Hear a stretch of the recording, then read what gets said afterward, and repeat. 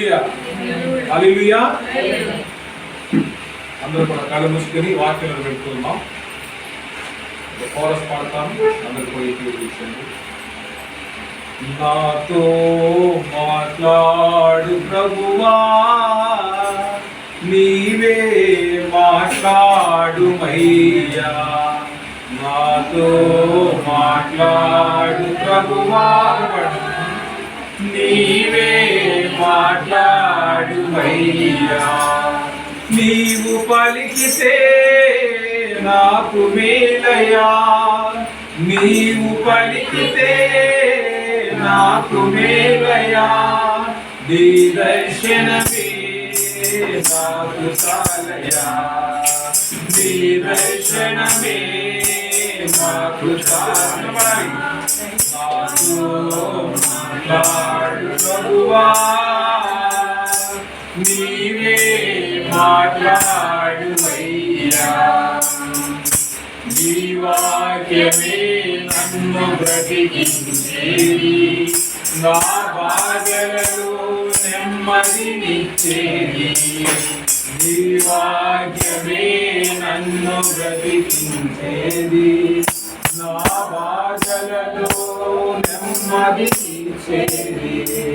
నీవు పలికితే నాకు మేలయ్యా, నీవు పలికితే నాకు మేలయ్యా. నీ దర్శనమే నాకు చాలయ్యా, నీ దర్శనమే నాకు చాలయ్యా. నాతో మాట్లాడు ప్రభువా, నీవే మాట్లాడుమయ్యా. నాతో మాట్లాడు ప్రభువా.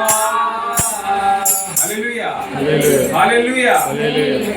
దేవుని బిడ్డలారా, ప్రభువైన యేసుక్రీస్తు వారి నామములో ఈ పునరుత్థాన దిన మహోత్సవానికి మనందరికీ కూడా ఆదివారం అంటే ఒక పండగ. ఆదివారం అంటే పండగ, పస్కా పండుగ, దేవునికి నైవేద్యం అర్పించేటువంటి పండగ. మరి ఎంతమంది ఎన్ని వంటలు చేసుకొచ్చారో నాకు తెలియదు, కానీ వంట ఇక్కడ దేవుని మందిరంలో వంట చేసుకు స్తుతి నైవేద్యం అంటే మరి మన హైందవ సాంప్రదాయం ప్రకారం ప్రసాదం. మరి ఇక్కడ ప్రసాదాలు ఎంతమంది తీసుకొచ్చారు అంటే ఎవరు తీసుకురాలేదు. ప్రసాదాలు ఏ ప్రసాదం కనపడలేదు ఎక్కడ. కానీ ఇక్కడ మన దేవునికి ఏమి అర్పిస్తామంటే స్తుతి నైవేద్యం అర్పిస్తాం. దేవి స్తోత్రం, హల్లెలూయా, హల్లెలూయా. అంటే ఇక్కడ మన యొక్క బంధకాల నుంచి విడిపించగలిగినటువంటి దేవుడు మనకు తోడుగా ఉన్నాడు. సో ఆ దేవుని ఆరాధించడానికి మనం తీసుకొచ్చేటువంటి నైవేద్యం ఏంటంటే స్తుతులు, ఆరాధన. ఆయన యొక్క నామాన్ని హెచ్చించడానికి ఇక్కడ మనము పిలువబడి ఉన్నాం. దేవి స్తోత్రం, హల్లెలూయా. మరి దేవుడు భూమి మీద కుటుంబ వ్యవస్థలు ఏర్పాటు చేసి ఎంతగానో దీవించాడు. దేవుని స్తోత్రం. నరుడు ఒంటరిగా ఉండడం మంచిది కాదని నరుని తోడుగా నారిని చేశాడు, స్త్రీని చేశాడు. దేవుని స్తోత్రం. సో నాకు ఇక్కడ భూమి మీద ఎలా దేవుడు మనిషిని ఉంచాడంటే ఒంటరివాణిగా దేవుడు మనిషిని ఉంచలేదు. జతవాణ్ణి ఇచ్చాడు, జతగా ఉండడానికి నరునికి స్త్రీనిచ్చాడు. పక్షులకి ఆ పక్షుల్లోంచి ఇంకో జత పక్షిని ఇచ్చాడు. చెట్లకి అదే రకానికి చెందిన ఇంకొక ఆ చెట్టుని ఇచ్చాడు. విత్తనాలు ఇచ్చాడు. పక్షులు అంటే అన్నింటినీ కూడా రెండు ఏర్పాటు చేశాడు. దేనికి కూడా ఒంటరిగా విడిచిపెట్టాడు. దేవుడు అన్యాయస్తుడు కాదు. సర్వముని సృష్టించిన తర్వాత దేవుడు చూస్తే ఒక రోడ్డు కనపడింది, ఆదాము ఒక్కడే కనపడ్డాడు. అయ్యో ఆదాము ఒక్కడే ఉన్నాడని చెప్పేసి ఆదాము కొరకు ఒక స్త్రీ, తన వంటి స్త్రీని సృష్టించాడు దేవుడు. దేవుని స్తోత్రం, హల్లెలూయా, హల్లెలూయా. నువ్వు ఒంటరి వాడివి కాదు, నువ్వు ఒంటరి వాడివి కాదు. యెషయా ప్రవక్త ఏమన్నాడు? వారిలో ఒంటరి అయిన వాడు 1000 మంది అగును అన్నాడు. దేవుని స్తోత్రం, హల్లెలూయా, హల్లెలూయా, హల్లెలూయా. మరి అబ్రహాముతో ఏమన్నాడు? నీ సంతానాన్ని సముద్రపు ఇసుకరేణువుల వలె విస్తరింప చేస్తానన్నాడు. ఆకాశంలో నక్షత్రాలు ఏ విధంగా ఉన్నాయి, భూమి మీద సముద్రంలో ఇసుకరేణులు ఆ విధంగా నీ సంతానాన్ని వ్యాప్తి చేస్తానని దేవుడు ఒక వాగ్దానం చేసి ఉన్నాడు. మరి ఈ రోజున దేవుడు నీతో చేసిన వాగ్దానం ఏమిటి? దేవుడు నీతో ఏమైనా వాగ్దానం చేశాడు? మనం అందరం కూడా ఎక్కడున్నామంటే కుటుంబంలో ఉన్నాం. కుటుంబం ఎక్కడ ఉంది అంటే సమాజంలో ఉంది. సమాజము, ఈ సమాజములో ఈ కుటుంబ వ్యవస్థ ఒక బలమైనటువంటి శక్తి. దేవుని స్తోత్రం. హల్లెలూయా. శరీరంలో ఆ యొక్క తల, చేతులు, కాళ్ళు ఇవన్నీ కూడా ఏ విధంగా అతకబడి ఉన్నాయో అదే విధంగా కుటుంబంలో కూడా భర్త, భార్య, పిల్లలు అతకబడి ఉన్నారు. దేవుని స్తోత్రం. హల్లెలూయా. పిల్లలకి ఈ రోజుల్లో చిన్న పిల్లలకి 2 రకాల కుటుంబాల గురించి చెప్తారు. ఒకటి న్యూక్లియర్ ఫ్యామిలీ, రెండోది జాయింట్ ఫ్యామిలీ అంటారు. ఎల్కేజీ యూకేజీకి వచ్చేయండి సార్ వాడికి types of families. What are the types of families అంటారు. కుటుంబాలు ఎన్ని రకాలు అంటారు. కుటుంబ వ్యవస్థ ఒకటే, కుటుంబ వ్యవస్థ ఒకటే. కానీ మనుషులు దాన్ని ఏం చేశారు? 2 చేశారు. మనుషులు ఏం చేశారు? 2 చేశారు. ప్రియమైన బిడ్డలారా, దేవుడు ఆదిలో ఒక నరుని సృష్టించి, ఆదిలో దేవుడు నరుడు చేసి ఆ నరునికి ఇంకొక నారిని ఇచ్చి మీరు ఈ యొక్క ఆ భూమిని మీరు ఫలించి భూమిని నిండించుడి అన్నాడు. ఏమన్నా నిండించమన్నాడు. ఫిల్ ద వరల్డ్ అంటే ఈ యొక్క ప్రపంచాన్ని నిండించమన్నాడు. అంటే తన సంతానముతో నిండించమన్నాడు. సో సొసైటీలో ఏమి జరుగుతుంది? డెవలప్మెంట్ వచ్చిన కొద్ది మనిషి ఏం చేశాడంటే పిల్లల కంటానికి కూడా ఇష్టపడలేదు. అందువల్ల అక్కడ అమ్మానాతో ఉండడానికి కూడా ఇష్టపడలేదు. అలాంటప్పుడు వచ్చిన వ్యవస్థ ఈ న్యూక్లియర్ ఫ్యామిలీ. అందుకే ఇంత ముందు కాలం జనాభా పెరిగిపోతున్నారు, ఆహార కొరత వస్తుంది, ద్రవ్యోల్బణం లోటు ఏర్పడుతుంది అని చెప్పేసి ఏం చేశారు? కుటుంబ నియంత్రణ వ్యవస్థను తీసుకుని వచ్చారు. కుటుంబ నియంత్రణ వ్యవస్థలో వచ్చినది ఏంటంటే పిల్లలు ఎక్కువ మందిని కనకూడదు. ఇద్దరు, నేను ఒకడిని నాకొకడు, ఇప్పుడు నాకొకడు. ఇంతకుముందు మేమిద్దరిమి మాకిద్దరు అనేవాడు. కుటుంబ నియంత్రణ వ్యవస్థ వచ్చిన 2 పిల్లలు. ఇప్పుడు మేమిద్దరిమి మాకొకడు. ఇంకా రానున్న రోజుల్లో మేమిద్దరిమి మాకు ఎవరు వద్దు, మేమిద్దరిమి మాకు ఎవరు వద్దు, మేము మానార్కులు, మా పిల్లలు వద్దు. మా అమ్మ మా నాన్న అయితే మమ్మల్ని అన్నారుగా మేము ఎవరిని అనకూడదు. Termination of the generations. ఇదేంటి? టెర్మినేషన్. దేవుడు నేను పిల్లల కలమని పెడితే పిల్లల కలమని దేవుడు ఒక నీకు వాగ్దానం చేసి ఒక వరాన్ని ఇస్తే నేను పిల్లల గాను ఆఫ్ చేస్తానని చెప్పేసి నేను రోబోస్ తయారు చేస్తాను నాతో ఆడడానికి. అర్థమైందా? ఈ రోజుల్లో మనిషి భార్యలుగా రోబోలు క్రియేట్ చేస్తూ ఉన్నారు, పిల్లలుగా రోబోలు చేస్తున్నారు. ఒక డాగ్ ఇంకో డాగ్ చేసి అదే విధంగా ఆడేలా చేస్తూ ఉన్నారు. ఆపరేషన్ చేయాలంటే రోబోస్ పని చేస్తున్నాయి. మరి పెద్ద పెద్ద మెషిన్స్ వర్క్ చేయాలంటే రోబోస్ పని చేస్తున్నాయి. లారీలు ఫిట్ చేయాలంటే రోబోస్ పని చేస్తున్నాయి. మనిషి యొక్క స్థానం ఏమైపోతున్నది? ఇప్పుడు నువ్వు పిల్లలు అనుకున్నావు కదా, నీ అవసరము సమాజానికి కూడా అవసరం లేకుండా పోతూ ఉన్నది. అంటే దేవుని సృష్టికి వెళ్ళడం వలన, వ్యతిరేకంగా వెళ్ళడం వలన దాని ప్రతి చర్య కూడా అదే విధంగా ఉంటూ ఉన్నది. అందుకే దేవునికి వ్యతిరేకంగా ఏది చేసినా కానీ నాశనానికి కానీ మేలుకు దారి తీయదు. క్రిస్టియానిటీలో కూడా కుటుంబ నియంత్రణ అనేది లేదు వాస్తవంగా. ఏ పాస్టర్ గారు చెప్పినా ఎవరు చెప్పినా కానీ కుటుంబ నియంత్రణ అనే దాన్ని క్రైస్తవంలో దేవుడు ఏర్పాటు చేయలేదు. మన దేవుడు విస్తరింప చేయమన్నాడు. కానీ పోషించే భారము మనకు లేక, పెంచే భారము తట్టుకోలేక ఆ భారమును బట్టి మనము నియంత్రణ చేసుకున్నాం. సో ప్రియమిత్రులారా, మన సహోదరులు ఇస్లాంలో వారికి నియంత్రణ అనేది లేదు. సో మరి ఈ రోజున మరి మనము ఇక్కడ దేవుడిచ్చినటువంటి సంతానాన్ని నియంత్రించి దేవునికి వ్యతిరేకంగా పని చేయటం వలన మనిషి తన వినాశనాన్ని కోరుకున్నాడు. ఈ వినాశనములో మనిషి బ్రతికున్నంత కాలము సుఖంగా బతకాలి అని తన కుటుంబం కొరకు చేయరాని తప్పు లేదు, చేయరాని దొంగతనము లేదు, చెప్పని అబద్ధము లేదు. అర్థమైందా? ఎందుకొరకు? తాను బాగుండాలి, నేను బాగుండాలి, నా భార్య బాగుండాలి, నా పిల్లలు బాగుండాలి అని చెప్పేసి ఎన్ని విధాలుగా మనిషి సమాజాన్ని దోచుకుంటున్నాడని అన్ని విధాలుగా దోచుకుంటున్నాడు. మనిషి యొక్క దోషములు లెక్కకు మించి ఉన్నవి.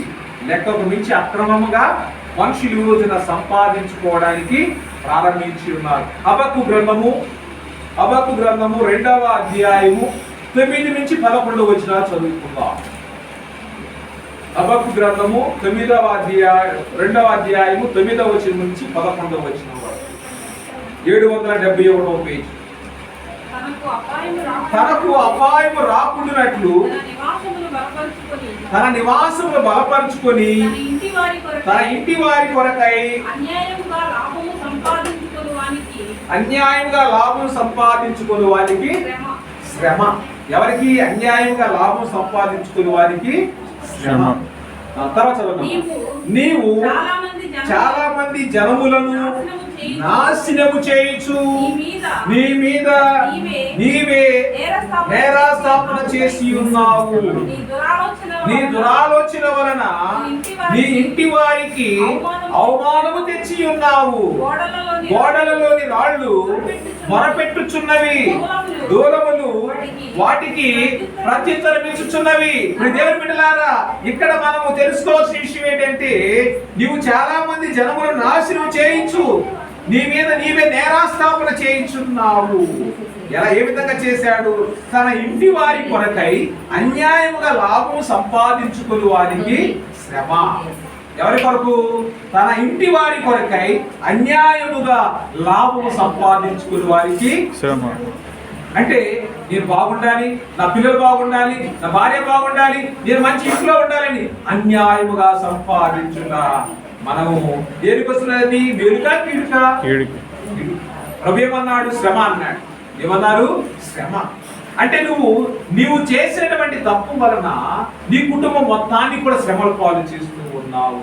మీ సహోదరి సహోదరుడా, ఈరోజు అన్యాయం వలన ఈ శ్రమలు వస్తే, మరి నువ్వు చేసేటువంటి పాపం వలన నీ కుటుంబం పాపములో ఉంటే వారిని రక్షించకపోతే ఇంకా ఎంత శ్రమ వస్తుందో ఒకసారి ఆలోచించుకోవాలి. ధనవంతుడు ఏమన్నాడు? అయ్యా, నేను ఇక్కడి నుంచి వెళ్ళి నా ఇంటి వారు, నా అన్నదమ్ములు రక్షణ చాలా మంది ఇదే పాపంలో రగిపోతూ ఉన్నారు, నన్ను ఒకసారి వెళ్ళి వాళ్ళకి చెప్పొచ్చేయాలా? చేయమన్నాడు. ప్రభు వారు అన్నారు, అక్కడి నుంచి ఇక్కడ ఎవరు రాలేదు, ఇక్కడి నుంచి ఎవరు అక్కడికి వెళ్ళలేదు. ఈ మధ్య పెద్ద అగాధము ఉంది అన్న. సో ఈ రోజున మనల్ని మనం రక్షించుకోవాలి. First we have to self protection, self defence. మనల్ని మనం ప్రొటెక్ట్ చేసుకుని మన ఇంటి వారిని కూడా ప్రొటెక్ట్ చేయాలి. అంటే ఈ రోజున ఈ వ్యవస్థ కోసమే దేవుడు నిన్ను నన్ను ఏర్పాటు చేసుకుని ఉన్నాడు. దేవుని బిడ్డలారా, మనం జ్ఞాపకం చేసుకోవచ్చు ఒక విషయాన్ని. ఆదికాండము 7వ అధ్యాయము 1వ వచనం చూడండి. ఆదికాండము 7వ అధ్యాయం 1వ వచనం. యెహోవా ఈ తరము వారిలో నీవే నా ఎదుట నీతిమంతుడవైయుట చూచితిని గనుక నీవును నీ ఇంటి వారును వాడలో ప్రవేశించుడి. దేవునికి స్తోత్రం. హల్లెలూయా. నీవును నీ ఇంటి వారును ఆ వాడలో ప్రవేశించుడి. నువ్వు ఈ రోజున అన్యాయపు సిరివాను అన్యాయముగా నువ్వు సంపాదించడం నీ కుటుంబానికి శ్రమ అన్నాడు. సో ఇక్కడ దేవుడు ఏమన్నాడు? నోవాహుతో, నీవే నా ఎదుట నీతిమంతుడు అయి ఇంటివి. ఎవరు? ఒక్కడే, అంత కుటుంబం అంతా నీతిమంతుడు కాదండి. నోవాహు ఒక్కడే నీతిమంతుడు. ఎవరు? నోవాహు ఒక్కడే నీతిమంతుడు. అయితే ఇక్కడ నీవే నా ఎదుట నీతిమంతుడు అయి ఇంటిగా చూచితిని కనుక నీవును నీ ఇంటి వారును ఆ ఓడలో ప్రవేశించండి. సో ఇక్కడ నోవాహు కనుక నీతిమంతుడుగా లేకపోతే అందరితో పాటు జలమైపోతుంది. జలములలో నుంచి భయంకర 40 రోజులు 40 రాత్రులు 40 పగలు ప్రచండమైనటువంటి వర్షము, ఆ యొక్క కుంభవృష్టి, ఆ వర్షమును దేవుడు నోవాహును తప్పించాడు. కారణము, నీవు నీతిమంతుడై ఉన్నాడు. నోవాహు ఏమై ఉన్నాడండి? నీతిమంతుడై ఉన్నాడు. నోవాహును బట్టి తన కుటుంబాన్ని రక్షించి ఉన్నాడు. సో నోవాహు ఆ వాడలోకి ఆయన పవిత్ర జంతువులలో ప్రతి జాతి పోతులు 7 పెంటులు 7 పవిత్రములు కాని జంతువులు ప్రతి జాతి పోతులను పెంటి వీరును ఆకాశ ప్రతి జాతి మగవి 7 అడవి 7 ఈ భూమి అంతటి సంతతిని జీవంతో కాపాడి ఎంతో ఉంచుకోను అన్నాడు. ఆ యొక్క సంతతిని కాపాడు అన్ని ఉంచుకోమన్నాడు. సో తనకు ఆజ్ఞాపించిన ప్రకారము నోవాహు యావత్తును చేశాడు. తర్వాత 16వ వచనానికి 14వ వచనం చూడండి. వీరే కాదు, ఆ జాతుల ప్రకారం ప్రతి మృగము, ఆయా జాతుల ప్రతి పశువును, ఆయా జాతుల ప్రకారం నేల మీద ప్రతి పాకు, ప్రతి పురుగును, ఆయా జాతుల ప్రతి పక్షి, నానా విధమైన రెక్కల ప్రతి పెట్టెయు ప్రవేశించింది. జీవాత్మ గల సమస్త శరీరములు రెండేసి ఓడలలో ఉన్న నోవాహు వద్ద ఒంటరిగా వచ్చినాయా? రెండేసి వచ్చాయా? అంటే ఇక్కడ విడిచిపెట్టలేదు, దేవుడు అన్యాయం చేయలేదు. మరి ఏ జాతి అంతరించిపోకున్నట్లు అన్నాడు దేవుడు. చూడండి అక్కడ మనం చదివే కదా, మరి అక్కడ 3వ వచనంలో నీ భూమి అంతటిని సంతతిని జీవుతో కాపాడినట్టు ఎంత ఉంచుకోమని, వాటి యొక్క సంతతిని జీవుతో కాపాడినట్టు ప్రతి జాతిలోంచి కొన్నిటిని నీ దగ్గర ఉంచుకో అన్నాడు. ఇక్కడ 15వ వచనం వచ్చేసరికి జీవాత్మ గల సమస్త శరీరములు రెండేసి ఓడలో ఉన్న నోవాహు వద్ద ప్రవేశించి ఉన్నవన్నీ దేవుడు అతనికి ఆజ్ఞాపించిన ప్రకారము సమస్త శరీరంలో మగవియు ఆడవియు ప్రవేశించను. Male and female both entire there. So తర్వాత ఏం జరిగింది? అప్పుడు యెహోవా ఓడలో అతన్ని మూసివేశాడు. Who closed the doors of the ship? ఆ ఓడ యొక్క ఎవరు మూసే ద్వారాలని? దేవుడే మూసాడు. దేవుడి స్తోత్రం, హల్లెలూయా. అంటే ఇక్కడ ఒక విషయాన్ని మనం అర్థం చేసుకోవాలి. నోవాహు తన కుటుంబము ఈ యొక్క ఓడలో ప్రవేశించిన తర్వాత ఆయన ఏ జంతువునైతే ఏర్పాటు చేయ అవన్నీ కూడా ఓడలో ప్రతి జంతువు అన్నాడు, దేన్ని విడిచిపెట్టలేదు. జీవాత్మ గల సమస్త శరీరంలో రెండేసి ఓడలు అన్ని కూడా ప్రవేశించాయి. అప్పుడు దేవుని బిడ్డలారా, అప్పుడు యెహోవా ఓడలో అతన్ని మూసివేశాడు. దేవుడు క్లోజ్ చేశాడండి. ఆ ఓడ యొక్క ద్వారాలు ఎవరు క్లోజ్ చేశారు? దేవుడు క్లోజ్ చేశాడు. ఎందుకు క్లోజ్ చేశాడు? వాటిని ఎందుకు క్లోజ్ చేశాడు? దేవుడు ఓడ తలుపు ఎందుకు క్లోజ్ చేశాడు? ఆ నీరు ఓడలో ప్రవేశించకుండా దేవుడు మూసేశాడు. దేవుడి స్తోత్రం, హల్లెలూయా, హల్లెలూయా. మరి నువ్వు అన్యాయంగా చేస్తే నీ కుటుంబం మొత్తానికి శ్రమలే కదా.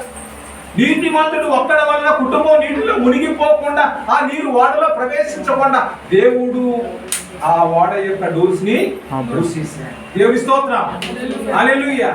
అంటే ఇప్పుడు నువ్వు భయంకరమైనటువంటి శ్రమల చేత కొట్టుకొని పోతున్నప్పుడు దేవుడు చెయ్యి పట్టుకుని ఆయన దేవుడి స్తోత్రం, హల్లెలూయా. యెషయా గ్రంథం 43 చూడండి. యెషయా గ్రంథం 43వ అధ్యాయం. దేవునికి స్తోత్రం, హల్లెలూయా, హల్లెలూయా, హల్లెలూయా. 2వ వచనం చూడండి. నీవు జలములలో పడి దాటినప్పుడు నేను నీకు తోడై ఉండును, నదులలో పడి వెళ్ళినప్పుడు అవి నీ మీద పొర్లిపారవు, నీవు అగ్ని మధ్యలో నడిచినప్పుడు కాలిపోవు, జ్వాలలు నిన్ను మార్చజాలవు. యెహోవానగు నేనే నీకు దేవుడను, ఇశ్రాయేలు పరిశుద్ధ దేవుడనైన నేనే నిన్ను రక్షించువాడను. దేవుడి స్తోత్రం, హల్లెలూయా. ఇశ్రాయేలు దేవుడైన నేనే నిన్ను రక్షించువాడను. పవిత్ర అనుకుంటాం. ఇశ్రాయేలు దేవుడైన నేనే నిన్ను రక్షించువాడును. నీ ప్రాణ రక్షణ క్రయముగా ఐగుప్తుని ఇచ్చి ఉన్నాను, నీకు బదులుగా కూషును నేబాను ఇచ్చి ఉన్నాను. దేవుని బిడ్డలారా, నా చేతిలో నుండి నిన్ను విడిపించగలవైన వాడు ఎవడూ లేడు. 11వ వచనం చూడండి. 11వ వచనం 11 నుంచి 11వ వచనం. నేను నేనే యెహోవాను, నేను తప్ప వేరొక రక్షకుడు లేడు. దేవుడి స్తోత్రం. ప్రకటించిన వాడను నేనే, రక్షించిన వాడను నేనే, దాన్ని గ్రహింప చేసిన వాడును నేనే. ఏ అన్య దేవతయు మీలో ఉండలేదు, నుండి ఉండలేదు. నేనే దేవుడను, మీరే నాకు సాక్షులు. ఇదే యెహోవా వాక్కు. ఈ దినము మొదలుకొని నేనే ఆయనను, నా చేతులను విడిపించగలవాడు ఎవడును లేడు. నేను కార్యము చేయగా త్రిప్పివేయువాడు ఎవడును దేవుడు కార్యం చేస్తే ఇంకా త్రిప్పివేయువాడు ఎవడు? సో ఈ రోజున దేవుడు పెట్టాట, దేవుడికి ఒక ప్రణాళిక ఉంది. God has a special plan for you. అంటే ఆయనకు ఒక ప్రత్యేకమైనటువంటి ఆలోచన ఉన్నప్పుడు దాన్ని మార్చడం నీ తరం కాదు, నా తరం. సో ఆయన డోర్స్ ఓపెన్ చేస్తే మీకు ఎవరు కూడా దాన్ని వెయ్యలేదు, ఎవరు కూడా దాన్ని ఆయన మూస్తే దాన్ని ఎవరు కూడా తీయలేదు. సో ఈ అట్టి రీతిగా దేవుడు మనలందరినీ కూడా తన సన్నిధిలో నిలబెట్టి ఉన్నాడు. దేవుని బిడ్డలారా, వారిని నిలబెట్టి మరి మనందరినీ కూడా తన యొక్క మార్గములో నడిపిస్తూ ఉన్నాడు. సో మరి ఈ రోజున ఆయన ఏమన్నాడు? నువ్వు జలములలో పడి వెళ్ళినప్పుడు అగ్నిజ్వాలలో నువ్వు ప్రయాణం చేస్తున్నప్పుడు నిన్ను రక్షించేవాడును నేనే అన్నాడు. నిన్ను రక్షించేవాడును నేనే అన్నాడు. దేవునికి స్తోత్రం. హల్లెలూయా, హల్లెలూయా. మరి ఇక్కడ మనం కొన్ని విషయాలను గమనించుకోవాలి ప్రియమైన. అంటే దేవుడు మరి ఆయన అంటాడు, ప్రకటన గ్రంథంలో ఏమంటాడంటే, నేను ద్వారము వెయ్యగా ఎవరును దాన్ని ముయ్యలేరు. నేను ద్వారం తీస్తే దాన్ని ఎవరు కూడా ముయ్యలేరు. ఆయన మూస్తే ఎవరు కూడా తీయలేరు, తీస్తే ఎవరు కూడా తీయలేరు. అంతగా దేవుడు నిన్ను నన్ను మరి ప్రేమిస్తూ ఉన్నాడు. శ్రమలు రాకుండా నీకేం చేశాడు? ఆయన డోర్స్ క్లోజ్ చేశాడు. కరోనా వచ్చినప్పుడు నిన్ను రక్షించడం కోసం నీ ఇంటి ద్వారాలను ఆయన మూసివేశాడు. నీ యొక్క నాసిక రంధ్రాలను మూసివేశాడు. కాబట్టి ఈ రోజున చాలా మంది భయంకరమైన శోధనలోకి వెళ్ళి కరోనాలో ప్రాణం ఇచ్చిన వారు ఉన్నారు. మరి ఈ రోజున నీవు సజీవుడుగా ఉన్నావంటే నోవాహు వాడను మూసిన దేవుడు మీ అంతరంద్రియములోనికి ఆ యొక్క వైరస్ ప్రవేశించకుండా దేవుడు ఒక అడ్డుగోడగా ఉన్నాడు. దేవుని స్తోత్రం. హల్లెలూయా. ఆ వైరస్ ను ఆయన నీలోకి ప్రవేశించకుండా ఆఫ్ చేశాడు. జస్ట్ టెస్ట్ చేశాడు, నువ్వు నిలబడతావా నిలబడవని టెస్ట్ చేసి విడిచిపెట్టేశాడు.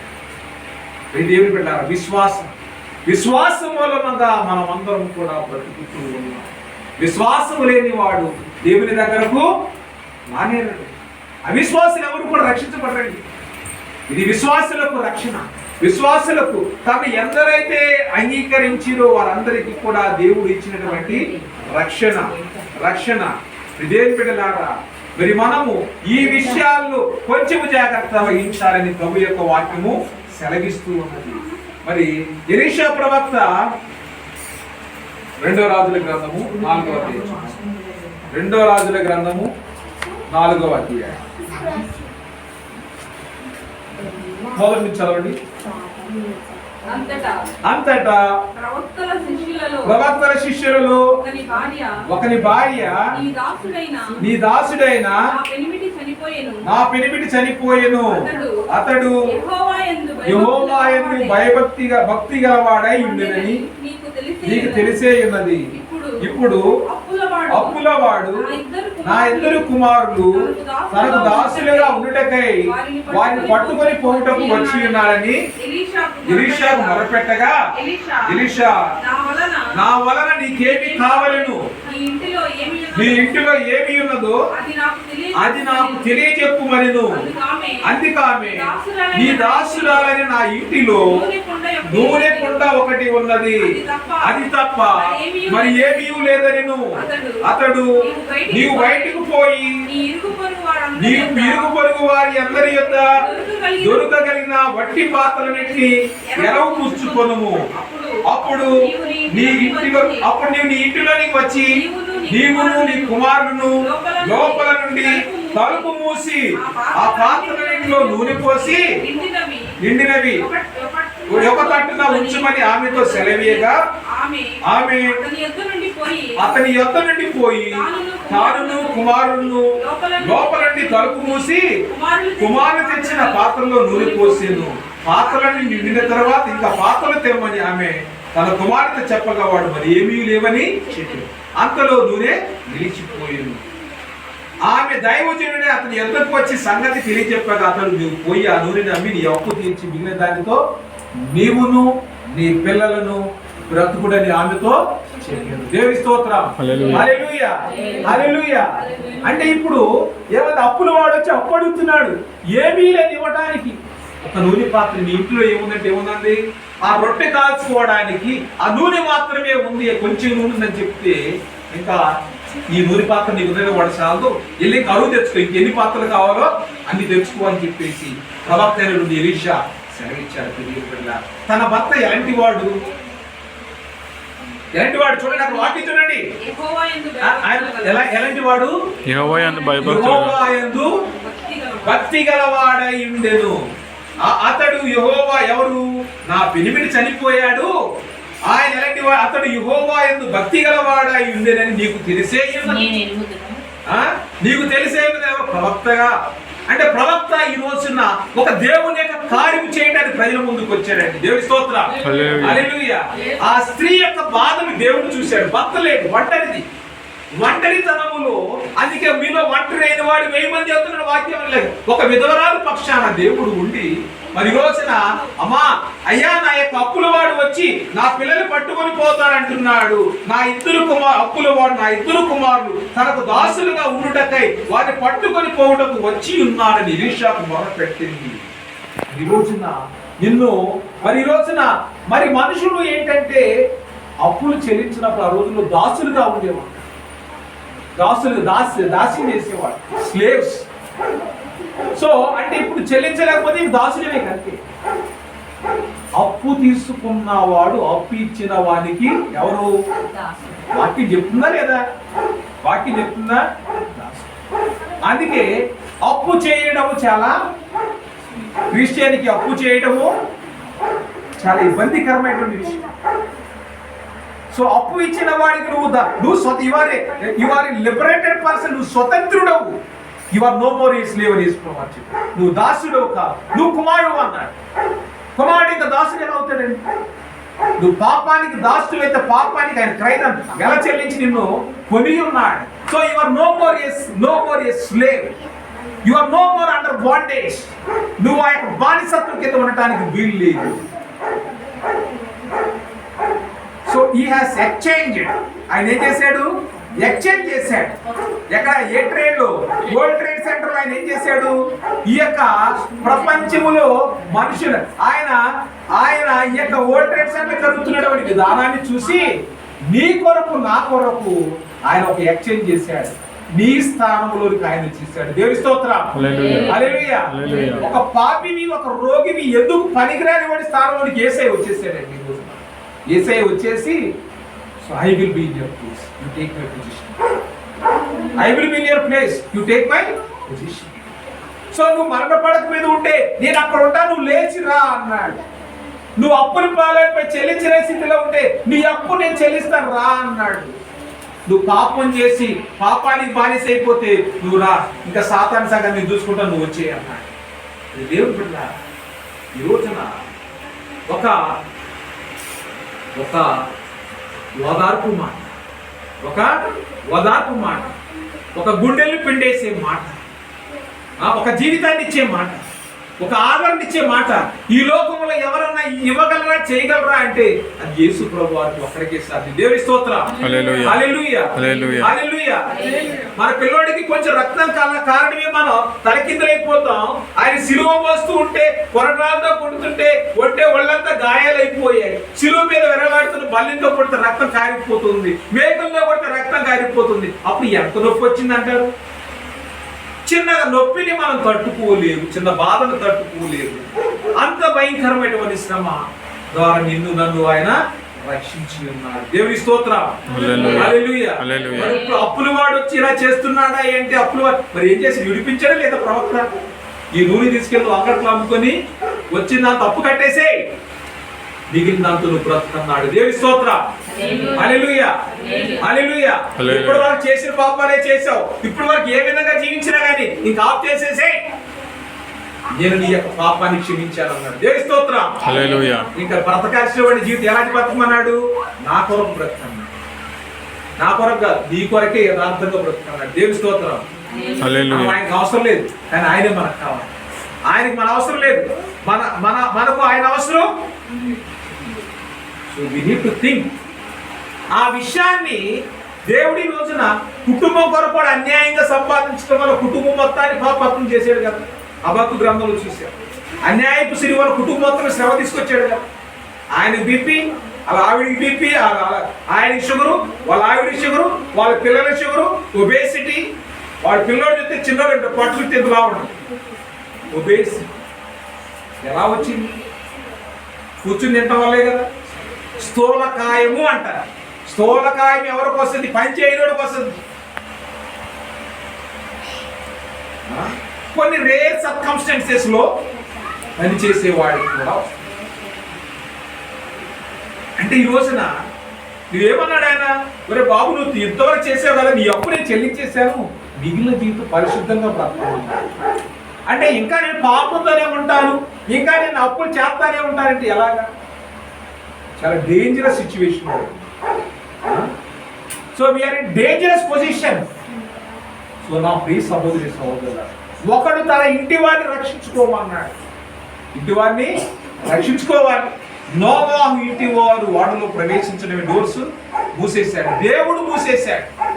నోవాహు మూయలేదు, దేవుడు మూసేశాడు. యేసుప్రభువు వారు పరిచర్య చేస్తుంటే కూడా ఉంటారు.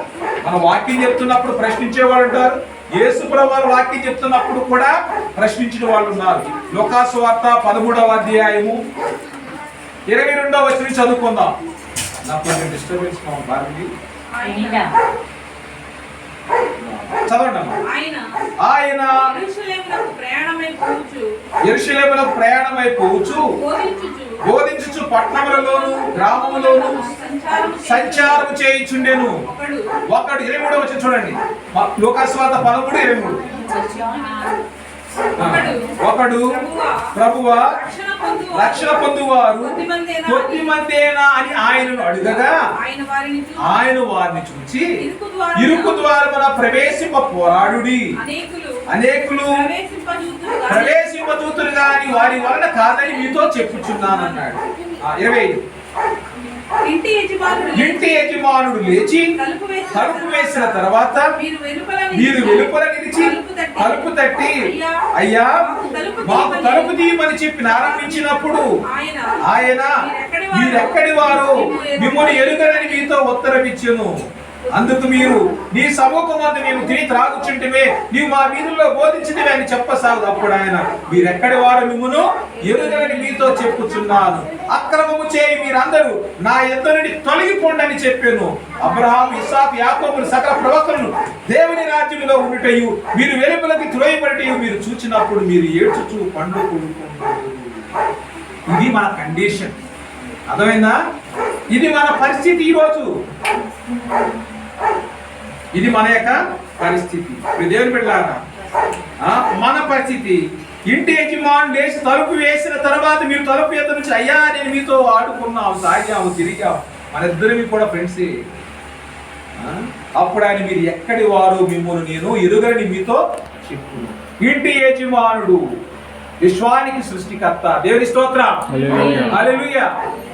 ఆయన డోర్ వేస్తే మన వీళ్ళు, అయ్యా నేను ఆదివారం చర్చికొచ్చానయ్యా, అనేక మందికి ధర్మకార్యాలు చేశానయ్యా, నువ్వు ఇంకా లిస్ట్ ఎంత చెప్పినా గానీ నీ లిస్టు అంతా కూడా వ్యర్థమే. డోర్ వేయక ముందే నువ్వు డోర్ లో ప్రవేశించాలి, ద్వారం గుండా ప్రవేశించాలి. దేవుని స్తోత్రం, హల్లెలూయా, హల్లెలూయా. కొన్ని సంఘాలు సేవకులు డోర్ వేస్తారు. చాలా మంది తప్పంటారు. తప్పంటే అది కొన్ని విధాలుగా కరెక్ట్. ఎందుకంటే అది ఒక సమయం మనం పెట్టుకున్నప్పుడు సమయానికి రెడీగా ఉండాలి.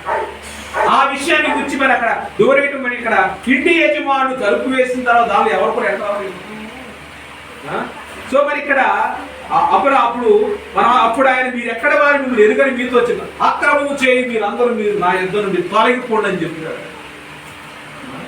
సో నౌ మనతో పాటు ఇప్పుడు కుటుంబ యజమానుడు మందిరానికి వెళ్ళాలనుకున్నప్పుడు వెళ్ళాలి. ఎవరెవరు వెళ్ళాలి? ఆయనతో పాటు ఎవరెవరు వెళ్ళాలి? కుటుంబం అంటే ఇక్కడ భార్య వెళ్ళాలి, పిల్లలు వెళ్ళాలి. ఒక్కడే వెళ్ళాడు అనుకోండి, వీళ్ళ ముగ్గురు పరిస్థితి ఏంటి? న్యూక్లియర్ ఫ్యామిలీ కదా, ముగ్గురు పరిస్థితి ఏంటి? డోర్లు వేసేస్తాడు దేవుడు, డోర్లు క్లోజ్ చేస్తాడు. అందుకే క్రైస్తవ భక్తిలో కుటుంబం అనేది ప్రత్యేకించబడినటువంటిది. క్రైస్తవ భక్తిలో ఒకడు ప్రత్యేకించబడిన వాడు. దేవుని స్తోత్రం. ఒకడు అని ఎందుకు సంబోధించానంటే ఎవరి ఆత్మకు వారే ఉత్తరవాదులు, ఎవరికి వారే ఉత్తరవాదు. నేను తప్పు చేస్తే నేనే లెక్క చెప్పుకోవాలి, నువ్వు తప్పు చేస్తే నువ్వే లెక్క చెప్పుకోవాలి. కానీ దేవుడు మనకి ఇచ్చేటువంటి ఒక గొప్ప వ్యవస్థ ఏంటి? కుటుంబ వ్యవస్థ. బాధల్లో, కష్టాల్లో ఒకరినొకరు షేర్ చేసుకోవడానికి దేవుడు ఇచ్చిన వ్యవస్థ. దేవుని స్తోత్రం, హల్లెలూయా. కానీ అంతరంగానికి, ఆత్మలకు వచ్చేసరికి నీ ఆత్మ నువ్వే లెక్క చెప్పుకోవాలి. సో ఇంటి యజమానులు లేచి తలుపేస్తే, అయ్యా మేము నీతో ఆడుకున్నాము, నీతో తాగాము, తిరిగామని చెప్పిన ఉపయోగం లేదు. అక్రమము చేయరా నా ఇద్దరిని తొలగిపోయినది. 28వ వచనం చూడండి, లోకా 13:28 చాలా గొప్ప విషయం. అప్పుడు అబ్రహాము ఇస్సాకు యాకోబులను సకల ప్రవక్తలు దేవుని రాజ్యంలో ఉండుటయు మీరు వెలుపలికి త్రోయబడి ఉండుటయు మీరు చూచినప్పుడు మీరు ఏడ్చుచు పండ్లు కొరుకు. ఇక పండ్లు కొరుకున్న ఉపయోగం లేదు. ఎవరున్నారంట లోపల? ఎవరున్నారు? అబ్రహాము, ఇస్సాకు, యాకోబు, సకల ప్రవక్తలు. ఎవరెవరున్నారు? సకల ప్రవక్తలు దేవుని రాజ్యములో ఉండుటయు మీరు వెలుపలికి త్రోయబడి ఉండుటయు మీరు చూచినప్పుడు మీరు ఏడ్చుచు పండ్లు కొరుక్కుంటారు. ఇంకా పండ్లు కొరుక్కుంటారా? ఫ్రూట్స్. పళ్ళు అన్నారు ఇక్కడ. అందరూ అనుకుంటారు యేసుప్రభు వారు పళ్ళు అనలేదు, ఫ్రూట్స్ అన్నారంట. ఆ ఫలాల గురించి చెప్పారంటారు. పండ్లు అనే రెండు, ఇక్కడ రెండు పళ్ళు రెండు ఒకటే. నానార్థాలుగా తీసుకోవాలి. ఇక్కడ నానార్థాలు కంటే ఒకటి పండ్లు అన్నది ఒకటే. అంతేగాని యేసుప్రభు వారు మరి పండ్ల గురించి మాట్లాడుతూ మీరు పళ్ళు అంటారు ఏంటి పాస్టర్ గారు అన్నారా? తప్పు. పండ్లు కొరుక్కుంటూ అంటాను. ఎవరి మీద పాపతి పళ్ళు గట్టి కొరుకుతాం, పెదాలు ఇగిపోతాయి కొంతమంది. అప్పుడు ఇదేం పెట్టారా? ఇవన్నీ కూడా ఏంటంటే మీరు పండ్లు కొరుక్కుంటూ ఏడ్చుటయు ఎక్కడి నుంచి? మీరు వెలుపలికి త్రోయబడి ఉంటాయి. యు విల్ సీ జస్ట్ అబ్రహాము, ఇస్సాకు, యాకోబు ప్రవక్తలందరినీ చూస్తాం దేవుని రాజ్యంలో. నువ్వేమో బయట వస్తావు. ఇంకప్పుడు ఇంక ఏడుస్తూ పండ్లు కొరుకున్న ఉపయోగం ఏమనుందా? It is no use. అందుకే ఆయన డోరు వేయక ముందే మనం దానిలోకి ప్రవేశించాలి. దేవుని స్తోత్రం. యేసుప్రభు వారు పరలోక ద్వారాలు అంటే మనుషుడు పాపం చేసిన తర్వాత there is a gap between God and man. ఆదాము పాపం చేసిన తర్వాత, ఆదాము అవ్వలు పాపం తర్వాత దేవునికి మనిషి మధ్య చాలా గ్యాప్ చేస్తారు, అంతర్యం ఏర్పడింది. ఈ యొక్క ఆటంకాన్ని, ఈ యొక్క అడ్డుతెరను తొలగించడానికి భూమి మీదకు దేవుడు నజరేయుడైన యేసుక్రీస్తు వారిని పంపించాడు. దేవుని స్తోత్రం. హల్లెలూయా. లేకపోతే నీకు నాకు దేవునితో మాట్లాడే డైరెక్ట్ కమ్యూనికేషన్ లేదు. పాత నిబంధనలో డైరెక్ట్ కమ్యూనికేషన్ లేదు. ప్రవక్తలు ఉన్నారు, న్యాయాధిపతులు ఉన్నారు పాత నిబంధన కాలంలో. కానీ ఈ రోజుల్లో ఒక direct accessibility with God is made in through with Jesus Christ. యేసుక్రీస్తు ద్వారా నీవు ఆయనతో మాట్లాడాలంటే డైరెక్ట్ ఆయన ఒక లింక్ పంపించాడు. దేవుని స్తోత్రం. హల్లెలూయా. No mediator. ఎవరండి మీడియేటర్? అవసరం లేదు. నువ్వు దాసుడు కాదు, నువ్వు కుమారుడివి. ఇంకా మీ డాడీతో నువ్వు ఎలా మాట్లాడుతావు నీ ఇష్టం. అలా కాదు. No limitations, no internet connection is required. ఏ కనెక్షన్ లేదు, అవసరం లేనటువంటిది ప్రేయర్ కనెక్షన్. దేవుని స్తోత్రం. హల్లెలూయా. హల్లెలూయా. హల్లెలూయా. అంటే ఇక్కడ మనం తెలుసుకోవాల్సింది ఏంటంటే నీ యొక్క ఇంటిని నువ్వు రక్షించుకోవాలి, నీ ఇంటి వారిని నువ్వు రక్షించుకోవాలి. మరి నీ ఇంటి వారిని రక్షించుకోవడం కోసం నువ్వు వెయిట్ చేస్తూ అక్కడే ఉన్నావా? అది కూడా తప్పే. ఇప్పుడు మనం చెప్తామండి, ఒక వయసుకి వచ్చేంతవరకు చెప్తాం. మారకపోతే భర్త అయినంతే, పిల్లోడైనంతే, కొడుకేనంతే, తప్పదు.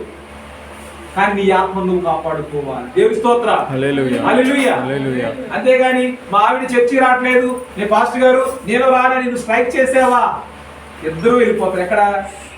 పండ్లు కొరుకునే స్థలానికి వెళ్ళిపోతారు. ఏడవడము, పండ్లు కొరుకుకోవడం, ఆ స్థలానికి వెళ్ళిపోతాం.